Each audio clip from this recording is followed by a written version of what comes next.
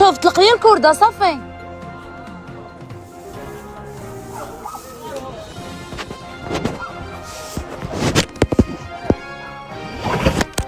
يدي يا الحمار يدي.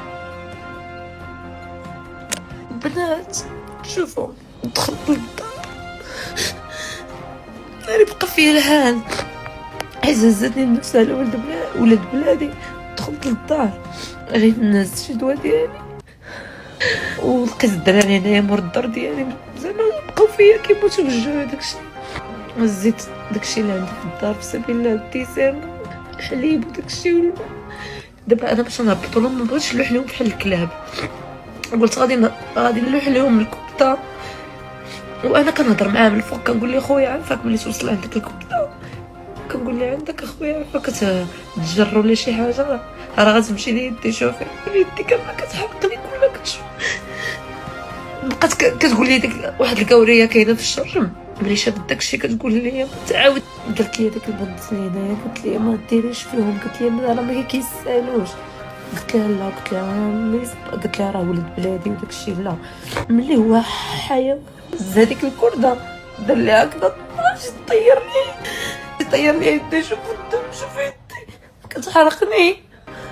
خوتي بحالكم حنا فرحنا لكم انكم جيتوا، ولكن ماشي كلشي سهل انه يدخل.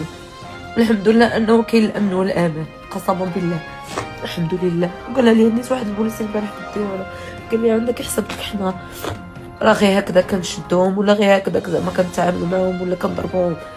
قال لي راه ما يساهل، راه مراد وبصح راه مراد صح. عرفتي علاش بقى فيا الحال؟ دابا انا جيت للدار ما عنديش تقضيه، حيت هاد الايامات انا في المغرب ما تقديتش عندي هنا في الدار وبقيت كنسلك باش ما كان درت لهم الدرا في سبيل الله كنسلك. في الاخر انا مالي خصكم مشيت نعسوا داكشي اللي عندي ناكلو وصافي. واش لهاد الدرجه بنادم حيوان حتى الاخر. قالوا لي الدراري لا والله ماشي كاملين، والله حنا ماشي كاملين.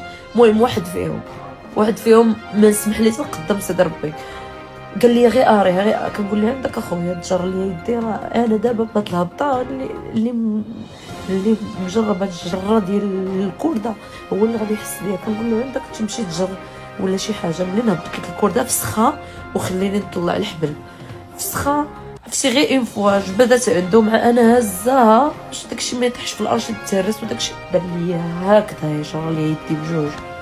في مشهد لافت وثقته كاميرا الفيديو بمدينة سبتة، ظهرت شابة مغربية وهي تحاول تقديم المساعدة لعدد من المهاجرين الذين دخلوا للمدينة، حيث بادرت إلى إيصال الطعام إليهم بطريقة بدت في البداية بسيطة، وذلك عبر ربطه بحبل ومحاولة إنزالها إليهم. الشابة التي كانت تحاول إيصال المؤونة إلى الموجودين في الجهة الأخرى قامت بتنبيههم إلى ضرورة التعامل بحذر مع الحبل، خصوصا أثناء عملية سحبه حتى لا يتسبب ذلك في وقوع أي إصابة.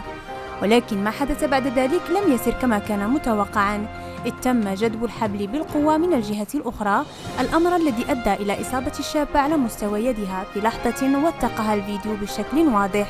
وبدل أن تنتهي عملية إيصال الطعام بشكل عادي، تحولت المحاولة إلى موقف مؤلم بالنسبة للشابة التي كانت في الأساس تحاول تقديم المساعدة. وتظهر هذه الواقعة كما وثقها الفيديو أن حتى محاولات المساعدة في مثل هذه الظروف قد تتحول في لحظات إلى مواقف غير متوقعة، خصوصا عندما تكون العملية مرتبطة بحبل يتم شده من طرفين وفي ظروف تعرف توترا وحركة مستمرة.